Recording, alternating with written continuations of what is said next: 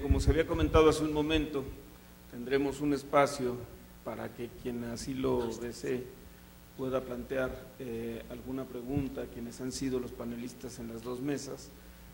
Rogaríamos sí que la pregunta fuera concreta y que si en la medida de lo posible pudieran indicarnos hacia quién está orientada a efecto de poder también tomar la previsión para las respuestas.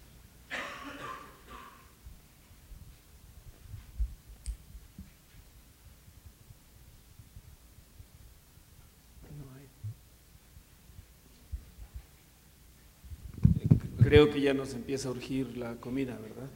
Sí.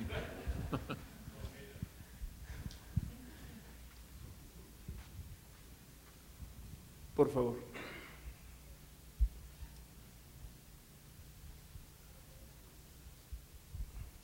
Hola, son dos preguntas.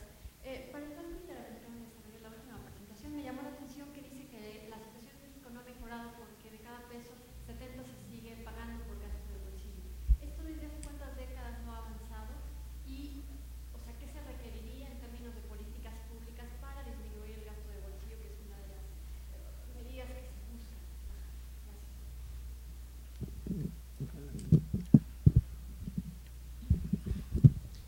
La política del Seguro Popular estuvo enfocada fundamentalmente a la protección financiera. Los estudios han demostrado que es capaz de lograr la protección en el caso de los pacientes que tienen gastos catastróficos, es decir, aquellos pacientes que tienen padecimientos de alto costo y baja prevalencia. Un buen ejemplo son los niños con cáncer, por ejemplo. En ellos sí se ha logrado de manera muy importante bajar casi a la mitad los gastos catastróficos. En el caso del gasto de bolsillo, en buena medida, yo creo que son dos cosas, y se lo podría decir a título personal. Primero es que la población esté informada acerca de cuáles son los derechos que tiene para poder ejercerlos, es decir, la tutela de derechos. Y el segundo es la percepción que tiene el público con respecto a calidad de los servicios. En este sentido, el público prefiere los servicios en los que puedan ser atendidos de manera más rápida, que se sienta mejor atendido. Y no necesariamente esto puede ocurrir en los servicios públicos, evidentemente por la gran demanda que se tiene y porque los servicios públicos no necesariamente cubren todas las necesidades que la población tiene. Ese es, digamos, el argumento que yo le podría responder. Es importante aclarar que las expectativas para lograr esto, para terminar de responder la pregunta, pues tienen que ver con una mejor disposición de los servicios para la atención, para la mejora de la calidad y el acceso específicamente, y la población acude. Gracias. Por favor, doctor. Tengo una pregunta para el doctor Torres Gil. No es fácil, y yo sé, pero más allá de... Bueno,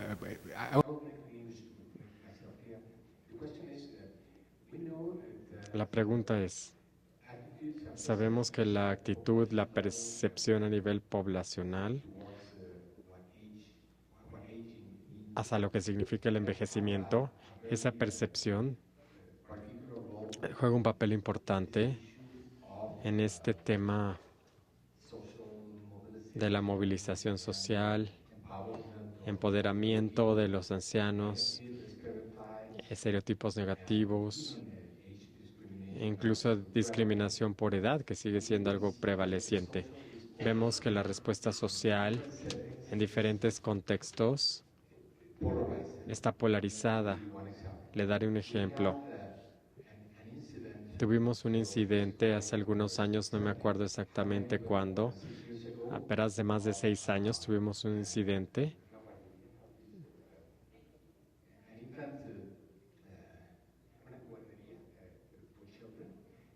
en una guardería para niños que se quemó en Sonora.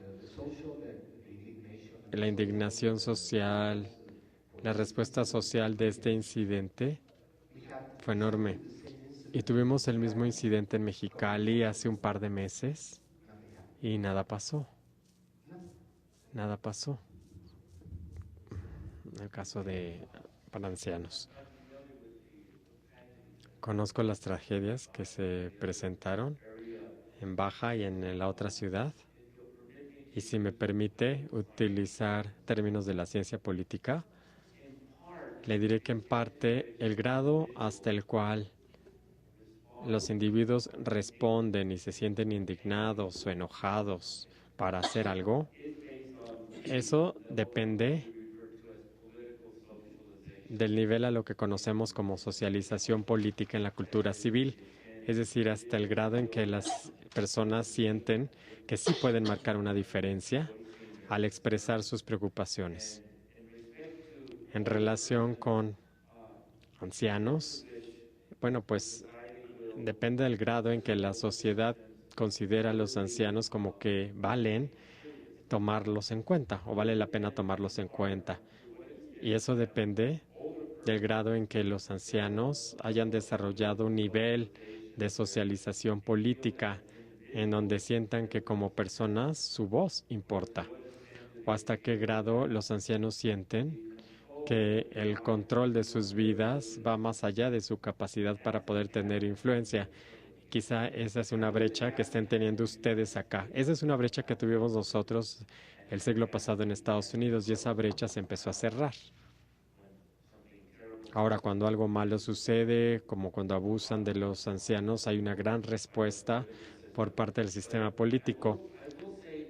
Pero sí también déjeme decirle, como ya lo comenté, que todo esto depende también del estado socioeconómico de la persona y hasta qué grado ellos tengan un ingreso y una preparación académica para poder expresar sus preocupaciones. Y también depende de hasta qué grado los ancianos hayan desarrollado o se vean a sí mismos como ancianos que vienen en primer lugar y no necesariamente como un miembro tan solo de la familia, porque hasta el grado en que mantengan esta perspectiva tradicional de decir soy parte de la familia de mis hijos, mi esposa o mi esposo, pues entonces van a reprimir sus preocupaciones.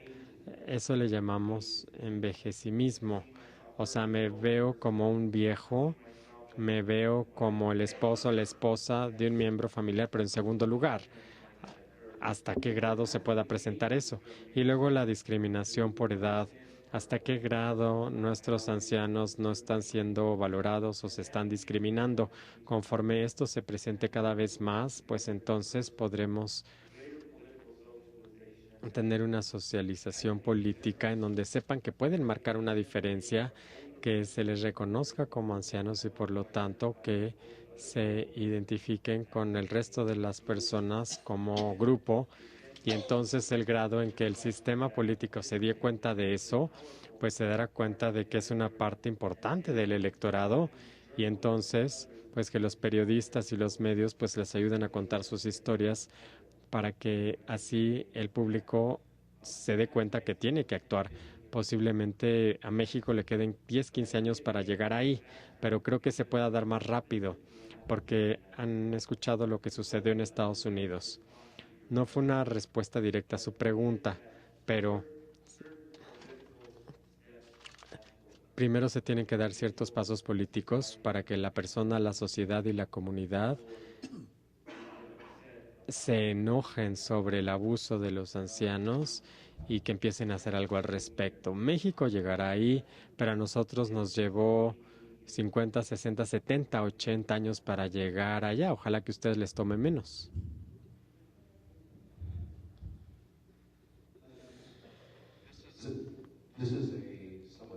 Esta es una pregunta diferente desde el punto de vista de epidemiología, de un epidemiólogo. Una pregunta quizá menos compleja. Escuché las diferentes presentaciones y me parece que las cuestiones de las políticas son importantes, pero como desde una perspectiva epidemiológica.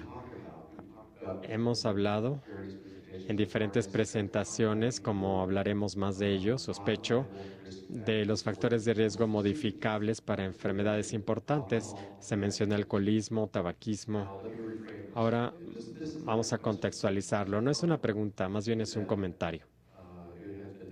Ya se mencionó que la diabetes es un problema enorme, la hipertensión, la obesidad posiblemente va más allá, corriente arriba del envejecimiento. como un factor de riesgo causal para la hipertensión, diabetes y etcétera. Algo de lo que no hemos hablado y que surgió a la luz hace unas cuantas semanas en un manuscrito publicado en una revista de la Asociación Americana de Cardiología. Sabemos que México encabeza el mundo hoy en obesidad. Y ahora sabemos también que México encabeza el mundo en consumo de bebidas endulzadas, azucaradas. El uso de alcohol se puede controlar con incentivos financieros o desincentivos para el uso del alcohol. Por ejemplo, los impuestos en el tabaco, por ejemplo, han sido muy exitosos en Estados Unidos.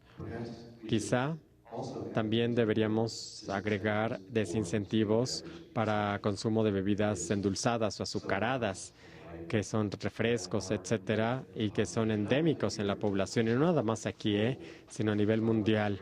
Entonces quisiera yo nada más mencionar eso y sugerirlo, también desincentivos para bebidas azucaradas o endulzadas.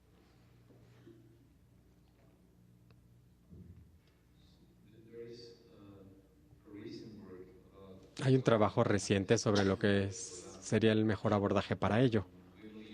Pensamos que hay 3 niveles. Uno son políticas fiscales, que incluye gravámenes al tabaco, a bebidas endulzadas y a otros alimentos. Este sería uno. El segundo es asignar esos recursos para la atención médica, usar esos recursos para la atención médica, lo cual es muy difícil. En los países de Latinoamérica, la evasión fiscal es enorme y la asignación de recursos también es muy difícil. Entonces nos estamos enfrentando a ese problema en México, cómo se está gastando en un sistema descentralizado en salud pública, en diferentes sistemas. Es un buen comentario, pero hay diferentes abordajes que podemos seguir y el banco y otras organizaciones están tratando de ver cómo enfrentar esa situación.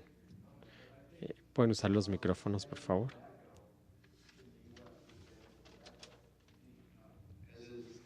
El desincentivo de tabaco, por ejemplo, como ejemplo de Estados Unidos, grabando más alto los productos en el punto de venta o incluso antes del punto de venta, ese gravamen, por ejemplo, y luego usar esos fondos que se recabaron del gravamen del tabaco para educación, cosas similares, o usar ese dinero para atención médica, por ejemplo. Ese modelo que se estableció para el tabaco podríamos considerar un modelo similar para lo que yo veo, que es la epidemia clara de la obesidad, hipertensión y las secuelas para el cerebro, que es mi área de experiencia. O sea que trastoca todos los aspectos de la vida temprana, la vida tardía, con un cerebro que envejece.